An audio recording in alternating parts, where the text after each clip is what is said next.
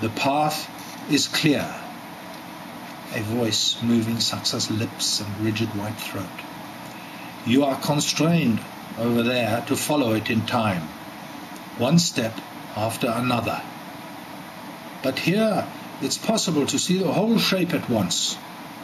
Not for me, I'm not that far along, but many know it as a clear presence.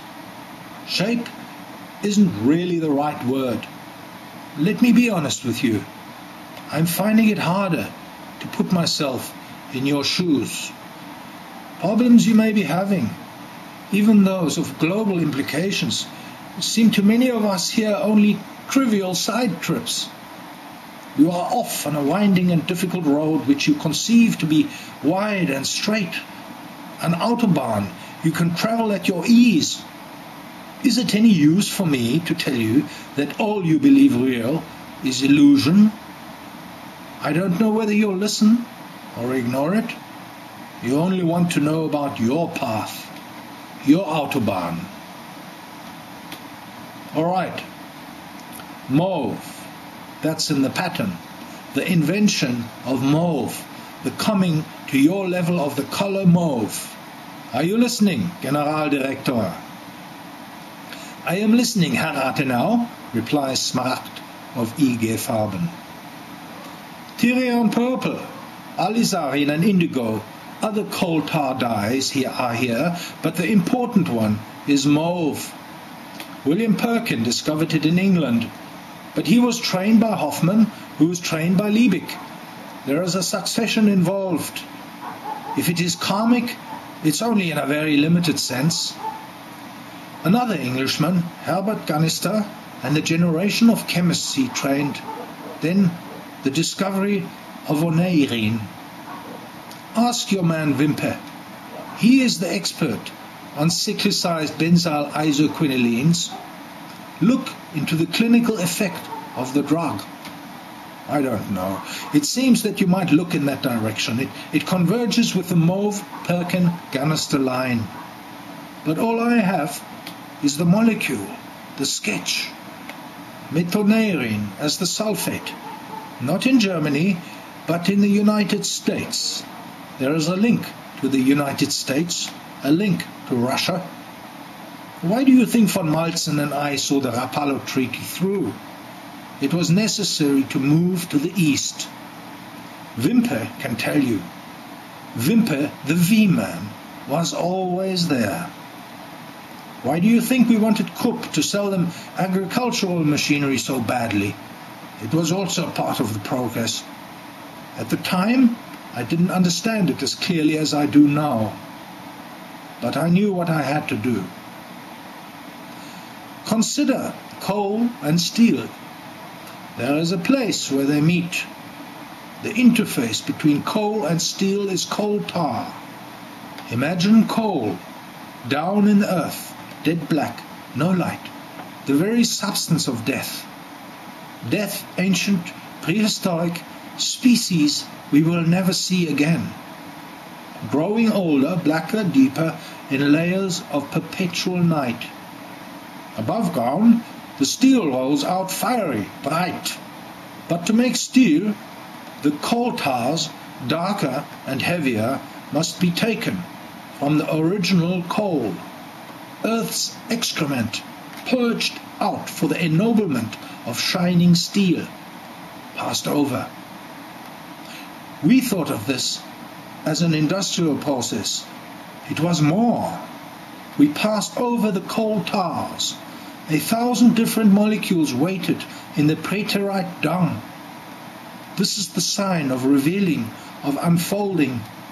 This is one meaning of mauve, the first new color on earth, leaping to earth's light from its grave miles and aeons below.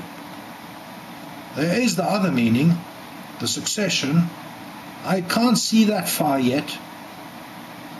But this is all the impersonation of life. The real movement is not from death to any rebirth. It is from death to death, transfigured. The best you can do is to polymerize a few dead molecules. But polymerization is not resurrection. I mean your IG, Generaldirektor? Oh, Ige, I should have thought, replies Smaragd, with more than the usual ice and stiffness. That's for you to work out. If you prefer to call this a liaison, do. I am here for as long as you need me. You don't have to listen. You think you'd rather hear about what you call life, the growing organic cartel? But it's only another illusion. A very clever robot. The more dynamic it seems to you, the more deep and dead in reality it grows.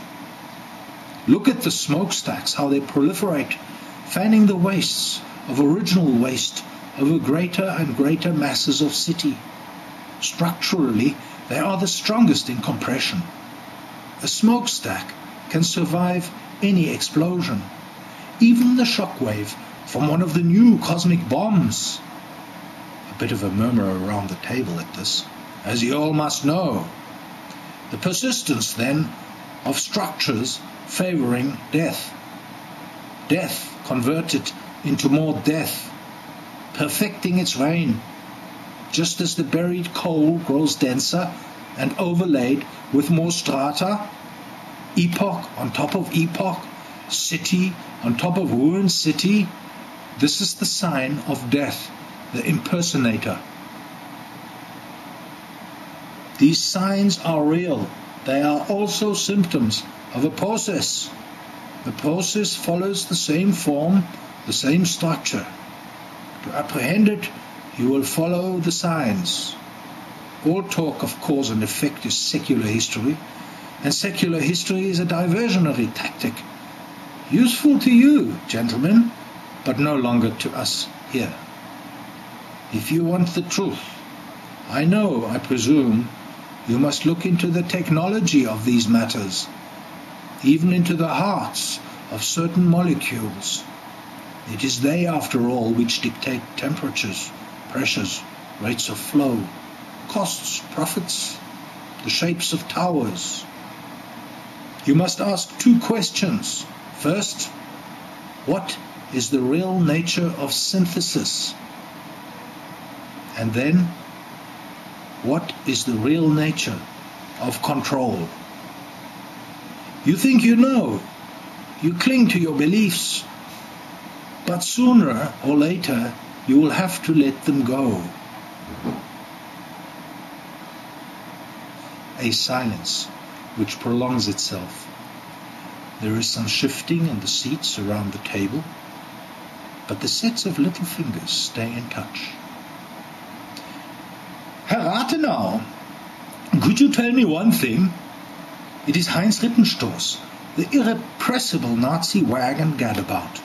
The sitters begin to giggle, and Peter Saxon to return to his room.